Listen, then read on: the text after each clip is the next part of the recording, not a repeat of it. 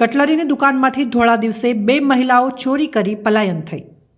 પાટણ જિલ્લાના સાંતલપુરમાં આવેલી સિયારામ કટલરી નામની દુકાનમાં ધોળા દિવસે ચોરીની ઘટના બની હતી।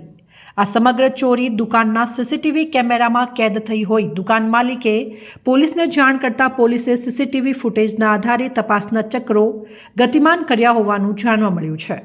આ બાબતે મળતી માહિતી મુજબ સાંતલપુરમાં આવેલી સિયારામ કટલરીની દુકાનમાં દુકાનદારને એક મહિલાએ વાતે વળાવીને બીજી મહિલાએ ચોરીને અંજામ આપી અંદાજિત રૂપિયા 9,000 જેટલો કટલરીનો માલ સામાન ચોરી કરી પલાયન થઈ ગઈ હતી।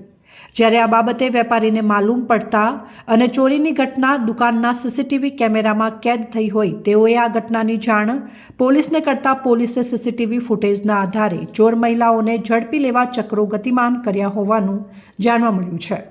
સાંતલપુરમાં આવેલી સિયારામ કટલરીની દુકાનમાં ધોળા દિવસે દુકાનદારને મહિલાએ વાતે વળાવી ચોરીની ઘટનાને અંજામ આપ્યો હોવાની ઘટનાને પગલે સનસનાટી મચી જવા પામી હતી।